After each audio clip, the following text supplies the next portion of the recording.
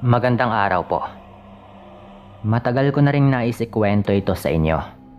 Bali itong aking kwento ay naging karanasan namin ng tatay ko. Nangyari ito noong ako ay binatilyo pa lamang. Tawagin na lang pala ninyo ako sa pangalang Dado. Ang naging karanasan kong ito ay nangyari noong nagpunta kami sa loob ng gubat. Kasama ko noon yung tatay Pedro ko nang maganap ito. Siya nga pala, nangyari ito sa isang liblib na baryo sa bahagi ng Bicol. Noong mga panahong yon, napapadalas yung aming pagpuputol ng mga puno na siyang ginagawa naming uling. Medyo hindi pa ganoon kauso yung uling noon, kaya mangilan-ngilan pa lamang yung gumagawa noon. At least sa aming lugar Dahil magkasama naman kaming dalawa, ay hindi kami takot sa kung anumang posibleng mangyari. Kakilala naman namin ang halos lahat sa aming mga nayon. At maging sa kabilang baryo, kaya hindi nga kami nabahala. Ngunit hindi namin aakalain na dahil sa aming pagiging kampante, ay lalo pa kaming magiging lapitin ng mga nilalang na hindi normal. Tandang-tanda ko pa noon na araw po yun ng Biyernes. Dahil medyo marami-rami pa nga ang mga sangang aming lilinisin at isasalansan para matuyo, napagpasya na nga naming magdala na lang ng flashlight at pagkain. Ang balak namin ng tatay ko noon ay buong hapon nga naming gagawin yon. At pagdating ng takip silim, hanggang gabi ay magsasalansan nga kami para mapatuyo yon kahit papano. Yun po kasi yung paraan namin para madaling maging uling yung kahoy. Yun nga po, pagkarating namin sa gubat, hindi na kami nag-aksaya pa ng oras at minabuti na nga namin na simulan kaagad yung pagkuha ng mga sanga at yung paglilinis nito. Halos buong araw po namin ginawa yon. Bandang alas 4 po noon nang sabihan ako ng aking ama na maigi raw siguro kung uuwi na kami. Ang sabi po nito, baka kung ano raw yung aming makasagupa roon, lalo pa raw at araw pa yun ng Biyernes. Ngunit sabi pa niya kung uuwi daw kami, ay hindi kaagad namin matatapos yung aming gawain. Kaya't kalaunan nga, ay napagpasyahan pa rin naming manatili doon. Malapit na nga noong matapos yung aming ginagawa nang makaramdam ako ng sakit ng aking tiyan. At dahil doon, nagpaalam nga ako sa aking ama at sinabi kong magbabawas na muna. Napatango naman sa akin yung aking ama, kaya agad nga akong umalis para tumungo doon sa bahaging malayo sa aking ama. Nang alam kong hindi na nga nito ako makikita, doon ko na nga sinimulan yung aking misyon. Nasa kalagitnaan ako ng aking pagtugon sa tawag ng kalikasan nang may mapansin ako na parang maliliit na ugat na nagkalat sa lupa. Napatanong ako sa aking sarili kung ugat nga ba yun ng kung anumang halaman. Gawa po nun nang matapos na nga ako sa aking pagbabawas ay agad kong nilapitan yon. Nung nasa tapat na nga ako ng naturang bagay, agad kong dinampot yon. Doon ko napagtanto na hindi pala yon ugat, kung hindi mga hibla ng buhok, at may mga puti pa po yon. Agad kong naisip na baka nababaliw na ang kung sino mang may-ari nun. Natawa na lang ako dahil walang tao na nasa tamang pag-iisip ang tutungo pa sa gubat para lang iwan ang pinagupitan ng kanyang mahabang buhok. Napailing na lamang ako at napatakip ng ilong dahil halos mas mabaho pa sa dumi ko ang naturang buhok. Itatapon ko na sana yon, ngunit naisipan kong dalhin yon sa aking ama at ipakita. Dahil hindi pa rin ako sigurado kung talagang buhok yon, kaya nais kong kumpirmahin mula sa kanya. Habang naglalakad, naging panay ang aking paglinga sa paligid, sa pag-asang malaman ko kung sino nga ba yung may-ari nun. Malayo pa lang ako. Nakakunot na yung noo sa akin ng aking ama. Pasigaw pa siyang nagtanong sa akin kung ano nga ba yung aking dala. Ngunit hindi ako tumugon dito. Sa halip, mas binilisan ko na nga po yung paglalakad ko at nang makalapit na sa kanya ay pinakita ko po yon. Ganoon na lamang yung pagmulagat ng mga mata ni tatay nang makita po niya yon. Nagsimula na rin akong kabahan nang sabihin niyang malakas yung kanyang kutob. Na buhok daw yon ng aswang. Ang sabi pa nga ni tatay, baka may nakalabang mabangis na hayop, yung aswang na yon, na siyang naging dahilan para malagas yung iilan sa kanyang mga buhok. Nang mga panahong yon din, sinabihan ako ni tatay na itapon yung buhok na yon. Ang sabi pa nito, sa medyo malayo raw sa aming kinaroroonan dahil baka balikan kami ng aswang at kung ano pa raw yung gawin sa amin. Dahil doon, ginawa ko nga yung kanyang sinabi at itinapon ko yon sa parteng hindi na nga namin madalas pinupuntahan. Pagkatapos kong itapon ay bumalik na nga rin ako kay tatay. Nagtanong ako dito kung ano nga ba yung gagawin kung sakaling atakihin kami ng aswang sa loob ng gubat. Pero hindi naman nakasagot yung aking ama noon. Dahil doon, minabuti na lang namin na ipagpatuloy yung aming ginagawa. Nang makatapos na nga kami, sinimulan kaagad naming hakutin yung mga sanga para ipunin at isalansan. Dahil marami-rami yung mga nakuha naming sanga, natagalan din kaming dalawa ni tatay sa aming paghahakot. Medyo madilim na nga rin noon yung paligid, pero hindi pa namin tapos yung aming gawain.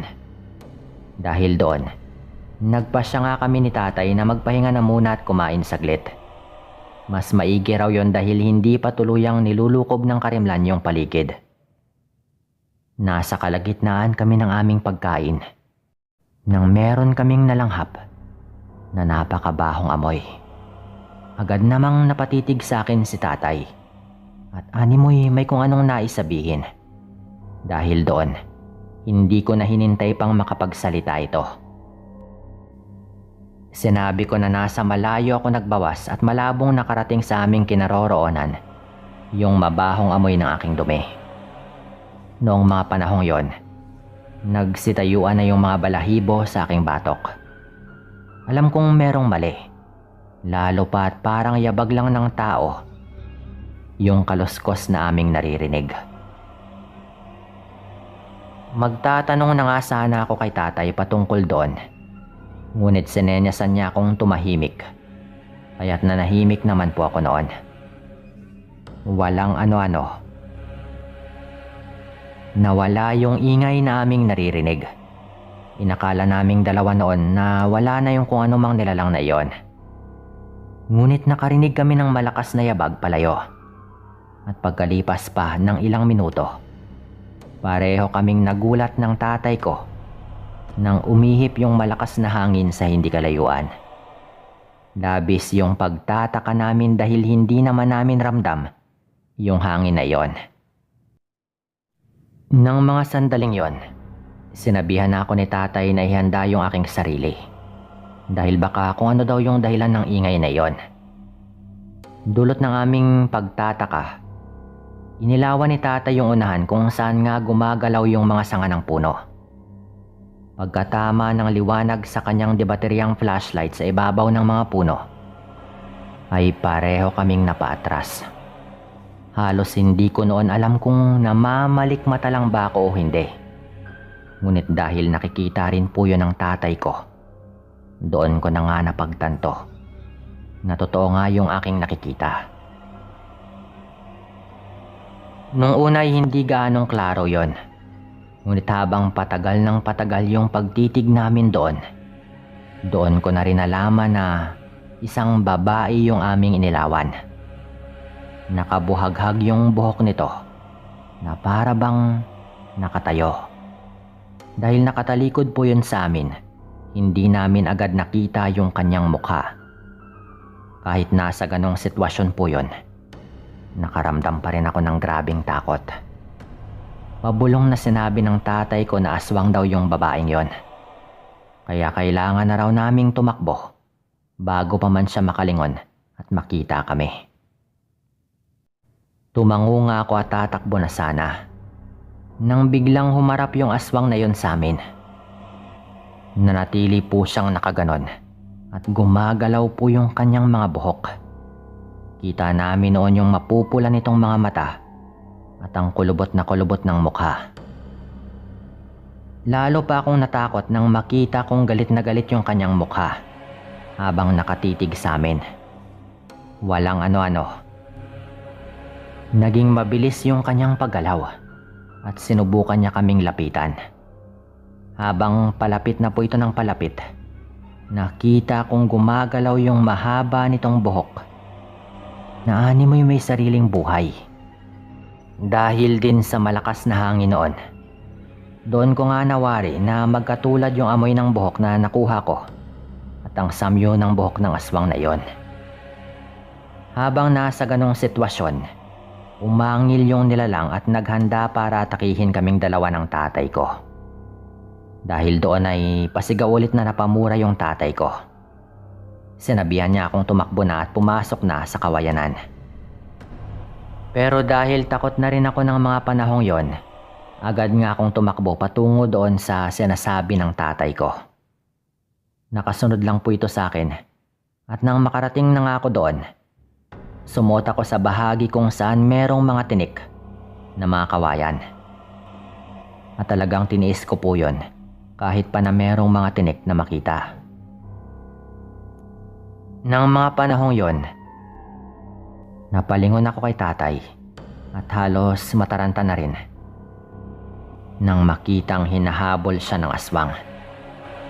Sumigaw nga ako kay tatay at sinabihan siya na pumasok na rin sa kasukalan kung saan ako naroroon. Ngunit akmang lalapit na nga sana sa akin yung aking ama, bigla ang naging mabilis na ang paggalaw ng aswang at inatake po nito si tatay. Napanganga nga ako noon dahil hindi ko akalaing magagawa ng aswang yon. Patuloy na gumagalaw yung kanyang buhok noon at parang ninanais nitong puluputan yung tatay ko. Sigaw ako ng sigaw. Nang hindi man lang natitinag yung aswang, lalabas sana ako sa aking pinagtataguan para tulungan yung tatay ko. Ngunit sinenyasan niya akong wag lalabas. Ayaw ko pa nga sanang sundin yon pero napansin ko na may kung ano siyang kinukuha sa kanyang bulsa. Nalaman ko na lamang na lighter pala yon nang magkaroon yun ng ningas. Agad na nasunog yung buhok ng aswang dahil sa apoy na mula sa lighter. Dahil sa ginawa ng tatay ko, umalis po yung aswang na yon sa ibabaw ng aking ama. Nagwala siya at dahil sa kanyang ginawa, mas naging mabilis po yung pagkalat ng apoy sa kanyang buhok. Nang mga panahong yon, tumayo na nga yung aking ama at hinugot niya ang kanyang itak. At nang makita niyang patuloy pa rin na nagwawala yung aswang, nilapitan niya ito at mabilis na tinaga. Tinamaan po yung nilalang sa kanyang kaliwang balikat. Kaya napalingon yon kay tatay. Atake sana yon sa aking ama, pero hindi siya binigyan ng pagkakataon ng tatay ko. Muli niya itong tinaga at natamaan ulit yon sa balikat. Pero sa pagkakataong yon, mas malapit na po yon sa may leeg ng aswang. At dahil sa ginawa ng tatay ko ay agad po yung natigilan. Kumakalat pa rin po yung apoy sa kanyang mahabang buhok, pati na rin sa ibang parte ng kanyang katawan. Lalo at malangis nga po yung kanyang balat. Kaya lalo po itong nagwala. Nakita ni tatay na wala sa kanyang focus yung aswang na yon. Kaya mabilis pa po niyang tinaga ulit yon at tinamaan niya po yung aswang sa may bandang leeg. Matapos yung gawin ni tatay, agad niyang itinulak yung nilalang na siyang naging dahilan ng pagkabuwal nito. Dahil marami nga yung mga tuyong dahon kung saan nabuwal yung nilalang. Agad na kumalat doon yung apoy. Gumulong yung aswang at sinubukan pa po nitong bumangon. Pero sa pagkakataong yon, ay doon na nga po siya napunta sa mga nakatumpok na tuyong sanga. Aalis sana yung aswang na yun ngunit nilapitan siya kaagad ng aking ama. At pagkatapos ay tinulak pa po doon. Pagkabuwal nga ng aswang, paulit-ulit pa siyang tinaga ng tatay ko. Hanggang napasubsob na rin po yun sa lupa. Noong mga panahong yon, hindi na rin nakagalaw pa yung aswang. At tuluyan po yung nasunog. At doon na nga ako lumabas sa aking pinagtataguan. Sabay lapit kay tatay. Pagkalapit ko, agad kong sinabi na marahil ay sa aswang din yung nakita kong buhok. Dahil nga sa nangyari, unti-unting kumalat yung apoy na yon. Pareho nga kaming nangamba ng tatay ko na baka kumalat pa po yon. Kaya't pinagtulungan po naming kahigin ang mga tuyong dahon at ang sanga para doon na lang po sa bahaging yon manatili yung apoy. Nakita naming nasunog na nga po yung katawan ng aswang. At dahil sa nangyari, sa halip na manatili roon, ay nagpasya na nga kaming umuwi. Natakot kaming dalawa ng tatay ko na baka hindi lamang iisa yung aswang na gumagawi sa loob ng gubat. Nangamba kami na baka mas mabagsik pa yung iba pang makasagupa namin. Kaya't pagka-uwi nga namin, sinabi namin kaagad kay nanay yung mga nangyari. Maging si nanay ay natakot dahil baka raw gantihan pa kami ng ibang aswang. Pero sa kabutihang palad naman po, walang aswang na gumanti sa amin. Hindi na rin kami nagpapaabot ng gabi sa loob ng gubat. Pero yung hindi ko po malilimutan noon, nung binalikan po namin yung lugar kung saan po nasunog yung aswang. Wala na pong kahit ano doon. Imposible na mga naging abo na lang po yun. Pero yung iniisip namin ay merong kumuha ng katawan nun. Hindi rin kumalat eh. Kaya't baka kakilala po ng aswang o kaya naman ay kauri.